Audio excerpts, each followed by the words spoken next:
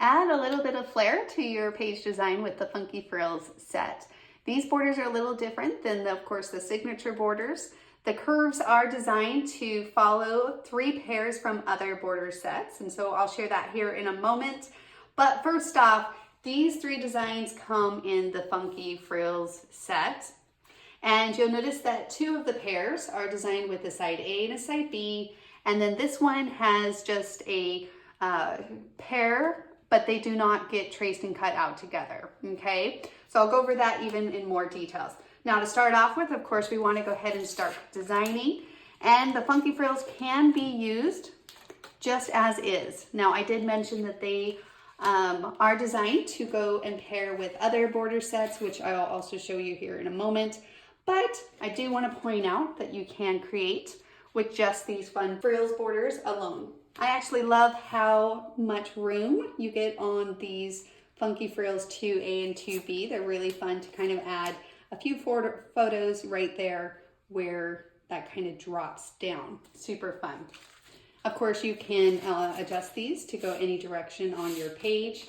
So say if we wanted to go this direction, we would do so like that. Now, I did mention that 2 of these pairs are designed with a side A and a side B. So when you go to trace them out, you're simply just going to take your coordinating paper, and then of course you would line it up on the edge, trace, make your other one right there, slide it next to it, make a mark with your pencil, right? And so I would make a mark right here.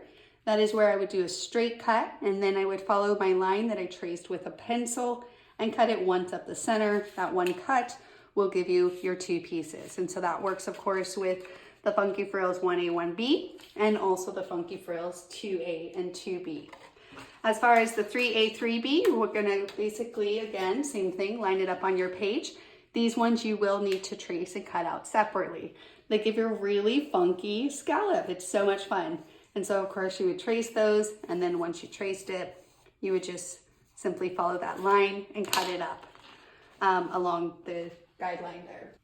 Now, as far as scallop designs, I always recommend, of course, that you just detach it. So I'm going to go ahead and quickly detach it since you are cutting these one at a time on these designs. If you're using one for each side of your 2-page layout to balance that look. But as far as the scallop edges itself, you're just going to take each curve one at a time. And so you'll notice here that I'm pulling back on my scissors and then just doing a kind of a slow cut for these. Okay, so I showed you how fun these designs are individually, so much fun. You can choose to even layer them with each other. So for example, if I wanted to add a lot of movement to my page, I could take Funky Frills 1A and choose to layer them with the other pairing in Funky Frills. Or maybe I want to do a adorable back-to-back, something like this, with the 2 designs, like so. And then of course you would trace, cut that out, and then replace it. Now, you'll notice here on these sets that they do have printing, extra printing. It says layers with Aspen Court 3A. So this is Funky Frills 1A. And then of course we have the matching one here. So 1B. And both of those mention Aspen Court 3A and 3B. So I'm going to go ahead and pull those out, 3A, 3B, and show you how those layer together. So you can see it just gives it a nice little trim to that border. So you can enhance Aspen Court, you can mix and match those sets, and it makes even that layering even easier with your borders that you're creating your frame for your page with. Same thing with the other sets. So this one, of course, Funky Frills 2B and 2A. This one pairs right here. It says it again, Paisley Place 1A, 1B. And so just to kind of give you that look. And each one of these can be a fun layer. So for me, I would probably trace and cut the top layer out of more of like a supporting pattern or a main pattern. And then this can be a really beautiful trim, say out of another color like orange or yellow, whatever you're pulling out of that main color to give it that nice frill across that border.